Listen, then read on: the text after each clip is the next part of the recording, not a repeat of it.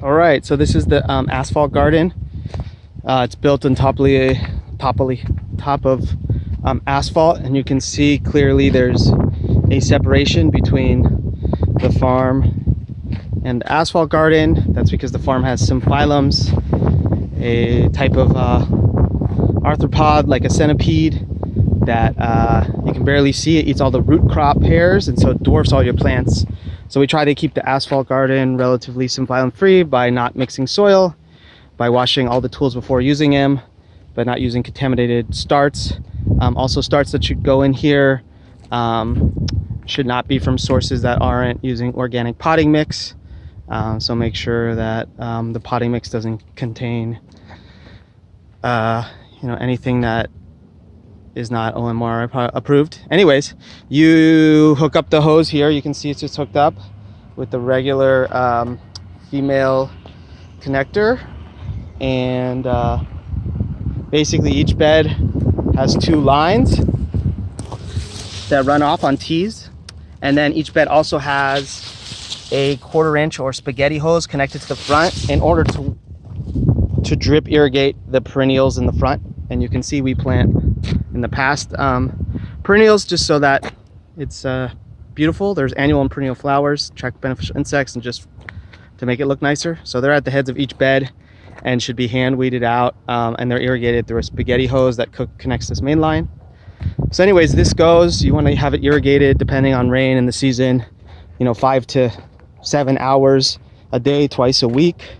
You'll start to see water seeping out of the beds after 4 hours onto the asphalt here.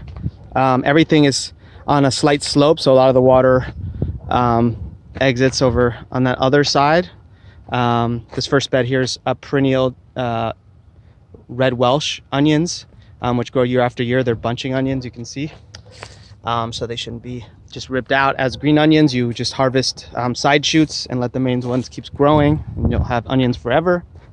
Same over here. This is a Chinese bunching onion. So this irrigates all the way to the end. I do have this, sometimes the irrigation is, because this is not fully level, it gets patchy. So halfway through, I have this turn off valve, which you can see right here. And you can open that up. And then that allows all the beds to be watered. If you just want the first half of the beds to be watered, you keep that valve closed. If you want to only water the second half of the beds, you close that valve, and then you bring the green hose all the way to this side, and you connect it right here, and then you just undo this twist tie here, this wire, and then the water will flow, hit that stopper, and only irrigate this side.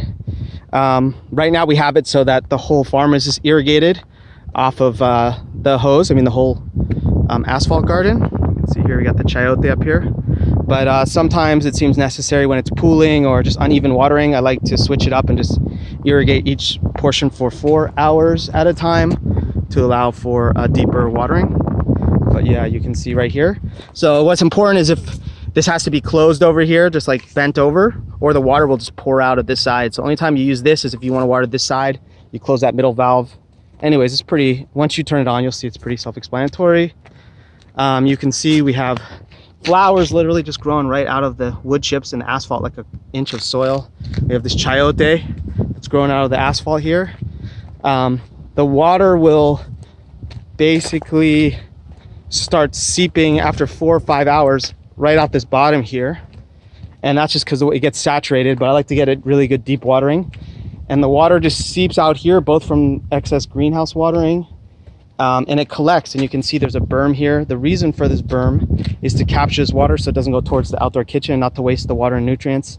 It seeps in here, watering all these plants, which include sugarcane and chayote and sweet potato and taro. And then this bed over here is irrigated by drip irrigation from the gray water, which we'll go on to.